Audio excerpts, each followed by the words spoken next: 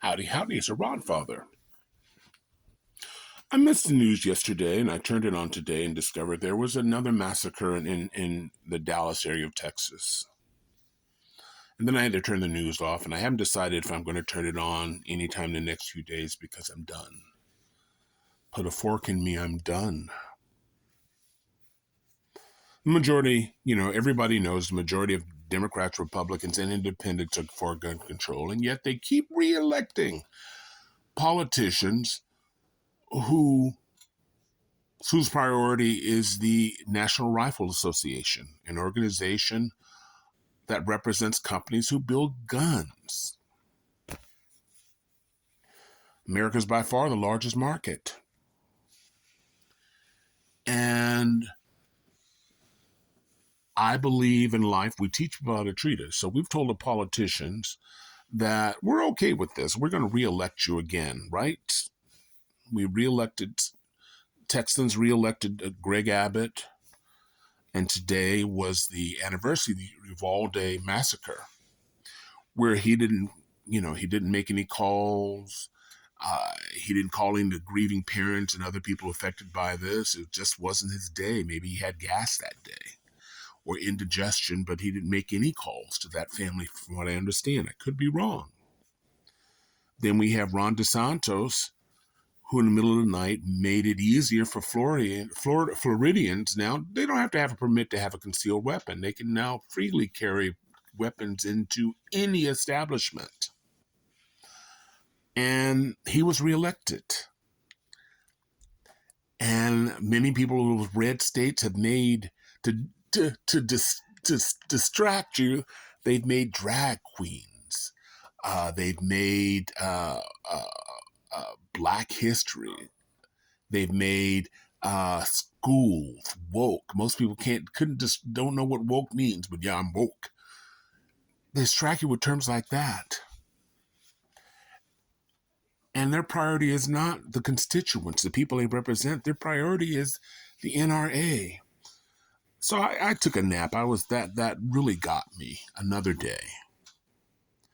It's funny. A few days ago, I was listening to a podcast, and the people on the podcast, well, we're never going to Mexico again. We're not going to vacation in Mexico because of all the cartels and all the murders and things. And I sat up and I just started laughing. And I was looking at statistics. The murders in Mexico versus the U.S. is like point. How dare we? How dare we? We're at fault. Can't be mad at the politicians because we reelect them. We reelect them, and they are distracting us. But I woke up thinking of my past. I brought up in the San Francisco Bay Area, and I've always been politically active. My family, a lot of my friends thought I was strange, but I was passionate. And when you're young, you're passionate and you're somewhat idealistic, and you aren't thinking about cash. You're not thinking about cash or power. You're thinking of changing America. And the baby boomers in the 60s and 70s, we did exactly that for the good of this nation. Whether it's civil rights for men, women, and gay people, and people of color, or ending the Vietnam War. We had an impact. But as you grow older, and I'm a baby boomer, as you grow older and you have mortgages and children and calculators and braces, and you lose that idealism and it becomes more about power and money. And I was struck a couple of months ago, I think it was a couple of months ago, in the state of Tennessee, where there's two young brothers, two young black men, members of Gen Z, and members of their community who protested the state capitol after the massacre in Nashville. These were kids who organized and left schools and picketed, and kids who are starting organizations because my generation just doesn't have it. Not everybody. I mean, we care about people, but for whatever reason, we get locked into who's, getting that elected, make sure that's a Republican, where the kids don't care about what party they're in. When that young black man spoke, he didn't talk about the Democrats or black kids being killed at that school. In fact, he didn't mention Democrats, Republican, anything. He just remembered gun control. That's what he talked about. And that's what the kids are talking about. They're not locked into, well, if I vote for this guy who wants to keep us safe, I'll probably be a Democrat. And you know how those Democrats are. No, the kids are not looking at that. Because if you're a member of Generation Z, your whole existence has been on lockdowns. Your whole existence is being afraid of someone coming through that door with a gun. Can you imagine? Our generation didn't have that. Millennials going to a movie theater, don't know. Supermarket, churches. So I'm changing my thinking. I live in Sacramento, California. I'm relatively politically active, but in the last year I have been. And it's not going to come from us, my generation. It's going to come from the millennials and members of Gen Z. That's who it's going to come from. That's where change is going to go.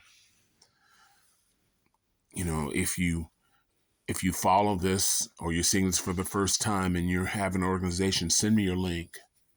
I want to follow you. I think that's where change is going to take place. I want to follow you to make change.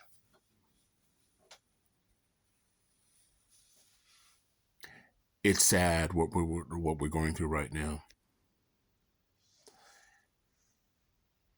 The politicians, the Republican politicians are keeping the Republicans distracted with woke and school and drag queens and all the other things, keeping their minds off gun control. And it's working. What was it last year? Something about critical thinking. And there's a curriculum in most states. Has to be approved by the states. School district can't say, what we want. No.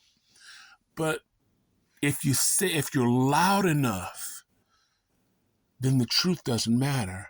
As former President Donald Trump would say, fake news. The truth doesn't matter. This is what everybody's doing. On the last video, I was talking about this lady who believed here in Sacramento they were teaching kids how to put on makeup and how to be gay. She said that was a part of the curriculum here in Sacramento. I said, oh, sweetie, darling, sweetie, no, that's not the case. The state of California would shut that school down. Well, I was told, and I'm not sure if I convinced her. Let's keep you distracted. So change is going to happen, but it's not going to happen with my generation.